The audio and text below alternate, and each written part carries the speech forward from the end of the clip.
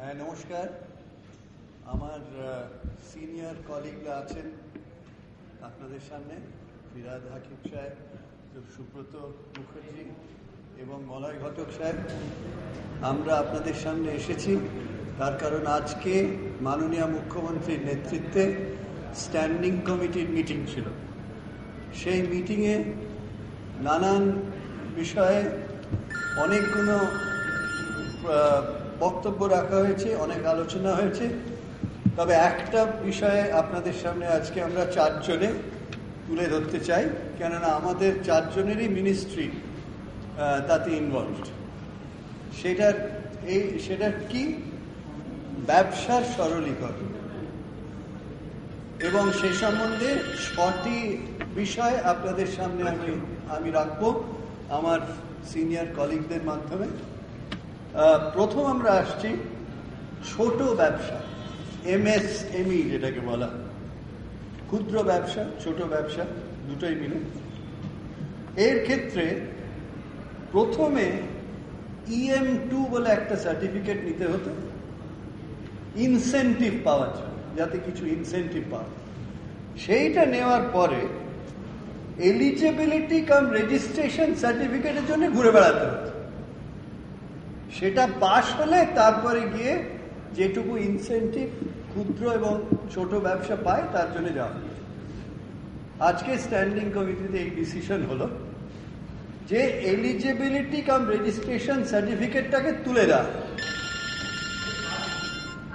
আপনাকে উদাহরণ হিসেবে বলি, 11 থেকে 12,000 EM2 এর জন্য অ্যাপ্লিকেশন পড়ে। 11 থেকে 12,000 তারা EM2 অ্যাপ্লিকেশন পাশ করলে তারপরে গিয়ে তারা এলিজিবিলিটি কাম রেজিস্ট্রেশন সার্টিফিকেট পেছনে ঘুরে বেড়াবে। এক ধাক্কায় এলিজিবিলিটি কাম রেজিস্ট্রেশন সার্টিফিকেটটা তুলে দেওয়া হলো, ডিসপেন্সড উইথ। এতে কি হলো, দুটো স্টেজে কাজ হতো। প্রথম EM2টা, তারপরে গিয়ে সেটা পাশ করলে তারপরে এলিজিবিলিটি কাম রেজিস্ট্রেশন। এই 2 স্টেজ উড়ে গেল। সিঙ্গল স্টেজ EM2 নেবেন, নিয়ে সোজা ইনসেন্টিভের জন্য চলে যাবেন। এতে ছোট, ক্ষুদ্র এবং মাইক্রো ইন্ডাস্ট্রির পক্ষে বিরাট একটা সরলীকরণ হলো, এবং ইজ অফ ডুইং বিজনেস লোকে বলে, এর একটা জ্বলন্ত উদাহরণ আপনাদের সামনে আজকে মাননীয় মুখ্যমন্ত্রীর নেতৃত্বে আজকে স্ট্যান্ডিং কমিটিতে এই ডিসিশন। প্রথম। নাম্বার 2, 6টি পয়েন্ট আপনাদের সামনে রাখবো আমাদের চারজনের তরফ থেকে। Number 2, trade licence. ট্রেড লাইসেন্সের জন্য ছুটে বেড়াতে হতো, হ্যারাসমেন্ট হতো। এটাকে পরিবর্তন করার জন্যে প্রথম ইন্ট্রোডিউস করা হলো প্রভিশনাল ট্রেড লাইসেন্স। আপনি কি অ্যাপ্লাই করবেন, আপনাকে প্রভিশনাল ট্রেড লাইসেন্স দিয়ে দেওয়া হবে। এবারে 1 বছরের মধ্যে আপনার যত পারমিশন আছে সব জোগাড় করে নেবেন। প্রভিশনাল ট্রেড লাইসেন্স ছিল না আগে, যাতে আপনি সময় পাবেন বিভিন্ন ধরনের অ্যাপ্লিকেশনস, ক্লিয়ারেন্সেস, অমুক তমুক সব আপনি জোগাড় করবেন। সেই জোগাড় করতে গেলে আগে অ্যালাউ কথা হতো না, কেন আপনার কাছে হাতে কিছু ছিল না। এখন আপনার প্রভিশনাল ট্রেড লাইসেন্স থাকবে, তাতে আপনি জমির জন্য অ্যাপ্লাই করবেন, যে আপনার যেখানে দরকার, যে আপনার যেটা জলের দরকার, এরা সমস্ত অ্যাপ্লিকেশনগুলো 1 বছরের মতন সময় দেওয়া হলো, যার মধ্যে সব সার্টিফিকেটস আপনি নিয়ে নেবেন। নিয়ে নেওয়ার পরে আপনাকে পার্মানেন্ট ট্রেড লাইসেন্স দেওয়া হবে। এ পর্যন্ত, এটা বিরাট পদক্ষেপের কথা বলতে যাচ্ছি, এ পর্যন্ত এই পার্মানেন্ট ট্রেড লাইসেন্স 1 বছরের জন্য দেওয়া হতো। তার মানে প্রত্যেক বছর গেলেই আবার ফিরে আসুন সেই ট্রেড লাইসেন্সের খপ্পরে। এটাকে মাননীয় মুখ্যমন্ত্রীর নেতৃত্বে স্ট্যান্ডিং কমিটি 3 বছর করে দিল। তার মানে প্রথম নতুন ইন্ট্রোডাকশন হলো এলিজিবল ট্রেড লাইসেন্স, যা আগে ছিল না। 1 বছর সময় দেওয়া হলো, যার মধ্যে প্রভিশনাল ট্রেড লাইসেন্স, যেটা আগে ছিল না। প্রভিশনাল ট্রেড লাইসেন্স 1 বছরের মধ্যে সব পারমিশন নিয়ে পার্মানেন্টের জন্য চলে এলেন। যেই পার্মানেন্ট জন্য এলেন, আপনি যদি সাকসেসফুল হন সঙ্গে সঙ্গে সেটা 3 বছরের জন্য আপনাকে দিয়ে দেওয়া হলো, 1 বছর নয়, 3 বছর। এতে ব্যবসার বিরাট সুবিধা। 3 বছর পরে আসতে হবে আপনাকে আবার ট্রেড লাইসেন্স রিনিউয়ালের জন্য, যেটা 1 বছর ছিল। 3 নম্বর, বিল্ডিং প্ল্যান। যেখানে সরকারের নিজের পার্ক আছে, ইন্ডাস্ট্রিয়াল পার্ক, যেরকম WBIDCর কাছে 23টা ইন্ডাস্ট্রিয়াল পার্ক আছে সারা পশ্চিমবঙ্গে, WBIIDCর কাছে 15টা গ্রোথ সেন্টার বা ইন্ডাস্ট্রিয়াল পার্ক আছে, SIDC ক্ষুদ্র ব্যবসাদের যাদের SIDC small industry development corporation তাদের কাছে পার্ক আছে, ওয়েবেল যেটা IT পার্ক তাদের কাছে আছে। এদের ক্ষেত্রে দেখা গেছে যে সেই পার্কের মধ্যে যখন ফ্যাক্টরি করতে যাওয়া হয় তখন তার বিল্ডিং প্ল্যানের জন্য ঘুরে বেড়াতে হয়। আজকে এই স্ট্যান্ডিং কমিটিতে ডিসিশন হলো যে বিল্ডিং প্ল্যান পাস করার পাওয়ার ডেলিগেট করে দেওয়া হবে to the managing director of that government park. সরকারি পার্কে যিনি ম্যানেজিং ডিরেক্টর তার কাছে অ্যাপ্লাই করবে বিল্ডিং প্ল্যানের জন্য। তার যে ইনফরমেশন দরকার, যেরকম সুব্রতদার মিনিস্ট্রি থেকে হয়তো জলের ইনফরমেশন চাই, মলয়দার ওখান থেকে কিছু লেবারের ইস্যু চাই, বা ফিরাদ হাকিম সাহেবের ওখান থেকে কিছু চাই, ম্যানেজিং ডিরেক্টর অথরিটি পেলেন সরকারের ইন্ডাস্ট্রিয়াল পার্কসে বিল্ডিং প্ল্যান স্যাংশন করার জন্য। আজকে অনেক সময় হচ্ছিল কি, বিজনেস করতে গেছে আমাদের পার্কেই তারা এসছে, কিন্তু তারা ফ্যাক্টরি করতে গিয়ে বিল্ডিং প্ল্যান করতে গিয়ে বিল্ডিং প্ল্যান পাস করতে নানা অথরিটির কাছে যেতে হবে। Single point authority, managing director of that particular corporation. 4 নম্বর, এবারে হচ্ছে আমাদের এ পর্যন্ত সেন্ট্রালাইজড ওয়াটার পারমিশন ছিল, শিল্পের জন্য জলের ব্যবস্থা কেন্দ্রীভূত ছিল। সেই কেন্দ্রীভূত জায়গা সেটাকে আমরা বিকেন্দ্রীকরণ করছি। এবার থেকে এই সেন্ট্রাল ওয়াটার পারমিশনের জায়গা ডেলিগেশন হয়ে যাচ্ছে জেলা স্তর, ডিস্ট্রিক্ট লেভেল অথরিটির কাছে অথরিটি দেওয়া যাচ্ছে। ডিসেন্ট্রালাইজেশন, বিকেন্দ্রীকরণ। এটা ইন্ডাস্ট্রিয়াল ওয়াটার, ইন্ডাস্ট্রিয়াল ওয়াটার এই সবই শিল্পের জন্য আলোচ্য বিষয়। আজকে শিল্প বিল্ডিংও যা বলছেন এটা কিন্তু ইন্ডাস্ট্রিয়াল, বিল্ডিংটা ইন্ডাস্ট্রিয়াল কমপ্লেক্সের ইন্ডাস্ট্রি অ্যাবসলিউট একদম বিল্ডিং এর কথা প্ল্যান বিল্ডিং বলে লিখে দেন আগে। এটা কিন্তু বিল্ডিং না, ইন্ডাস্ট্রির জন্য ফ্যাক্টরি বিল্ডিং তৈরি করতে হয়, তার সঙ্গে কানেক্টেড অফিস হতে হয়, সেটাও পার্কের মধ্যে, পার্কের বাইরে না।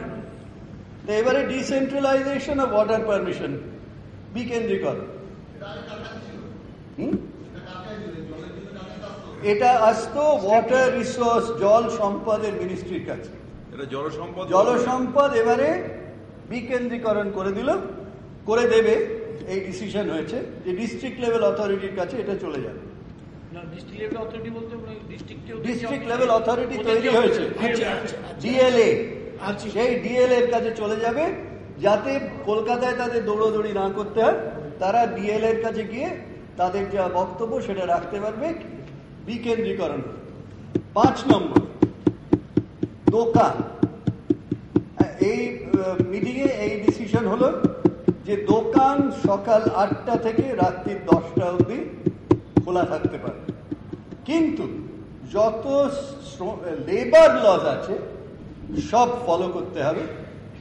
তার মানে দোকান খুলে রাখা যাবে সকাল 8টা থেকে রাত্রি 10টা অবধি, এবং তার জন্য খুলে রাখতে গেলেও শ্রমিকদের পরিপ্রেক্ষিতে আমাদের শ্রমমন্ত্রীর সঙ্গে আছেন, তাদের যা লেবার ল আছে সমস্ত সেটা ফলো করতে হবে। এখন ছিল 7টা, এখন সব দোকানে সন্ধ্যে 7টা, এখন হ্যাঁ সন্ধ্যে 7টা। এটা এখন 8টা থেকে 10টা হয়ে গেল। এবং এটা মনে রাখবেন যে শ্রমিকদের ক্ষেত্রে যা লেবার ল অ্যাপ্লাই করে সেগুলো সব করতে হবে। 6 নম্বর, যারা চাইবে, যাবতীয়। কম্পালসারি। এটা কম্পালসারি নয়, এটা এনেবলিং কন্ডিশন, তাই না? তাহলে লেবার ডিপার্টমেন্টের লেবার ডিপার্টমেন্টের আলাদা ডিভিশন আছে, তারা খবর রাখবে। এতে তারা কোনো আছে, এখনো আছে। এতে কোনো কম্প্রোমাইজ নেই। এবারে 6 নম্বর বিষয়, এ পর্যন্ত বড় ইন্ডাস্ট্রি, মাঝারি এবং বড় ইন্ডাস্ট্রির ক্ষেত্রে আপনার রেজিস্ট্রেশন সার্টিফিকেট নিতে হলে 20টি পারমিশন নিতে হতো। 20টি নাজেহাল। সেই জায়গায় 20টিকে কমিয়ে 6টি পারমিশনে আজকে স্ট্যান্ডিং কমিটি ডিসিশন হয়েছে। 6টি পারমিশন, এটাকে বলে RC1, তার মানে রেজিস্ট্রেশন সার্টিফিকেট 1। 20টার জায়গায় 6টিতে নেমে এসেছে। RC1 পেয়ে যাওয়ার পরে RC2 16টি পারমিশন নিতে হতো, সেটি কমিয়ে 5টি পারমিশনে আনা হয়েছে। সেহেতু এটা একটা বিরাট পদক্ষেপ। তার কারণ প্রত্যেকেরই বক্তব্য আছে যে হ্যাঁ আমারও চাই, আমার পারমিশনটাও নাও। কিন্তু এটাতে হবে কি, শিল্পের ক্ষেত্রে আমরা আশা করছি যে যারা শিল্প করেন তাদের পক্ষে এটা বিরাট পদক্ষেপ বলে তারা মেনে নেবে। আপনাকে ডিটেল দিয়ে দেবো, আমার কাছে আছে। হ্যাঁ, জিরক্স দিয়ে দেবো, জিরক্স দিয়ে দেবো আপনার কাছে, আমার কাছে আছে। এগুলো ডিটেল আপনাকে দিয়ে দেবো জিরক্স। ওটা আপনার কি 20টা কি ছিল, যে 6টা হলো, 16টা কি ছিল, 5টা হলো। আপনারা বললে আমি ওপরে গিয়ে নেমে এসে আপনাদের দিয়ে দেবো। ঠিক আছে, পাঠিয়ে দেবেন কাগজে পাঠিয়ে দেবো, জিরক্স করে পাঠিয়ে দেবো। সেহেতু এখন প্রশ্নটা এগিয়ে দাঁড়াচ্ছে সিঙ্গল উইন্ডো। আপনার MSME-তে অলরেডি সিঙ্গল উইন্ডো অ্যাপ্লিকেশনের জন্য ওয়েবসাইট তৈরি আছে, তাছাড়াও এই সমস্ত করা হলো। বড়, মাঝারি এবং বড় শিল্পের জন্য শিল্প সাথী আছে এবং আরো সিঙ্গল উইন্ডোর কাজ চলছে। সেহেতু এই পরিপ্রেক্ষিতে আজকে ব্যবসার সরলীকরণের জন্য এই 6টা পদক্ষেপ আপনাদের সামনে রাখলাম। আমার কলিগরা যদি কিছু বলতে চান সেহেতু একবার রিপিট করে দিই, MSME ক্ষেত্রে ECRC হাটিয়ে দেওয়া হলো। 2টো ধাপে যেতে হতো, একটা ধাপ হয়ে গেল। প্রভিশনাল ট্রেড লাইসেন্স নতুন ইন্ট্রোডাকশন 1 বছর, তারপরেই ট্রেড লাইসেন্স 1 বছরের জায়গায় 3 বছর। তারপরে বিল্ডিং প্ল্যান, যেটা ইন্ডাস্ট্রিয়াল পার্কের মধ্যে ফর ইন্ডাস্ট্রি,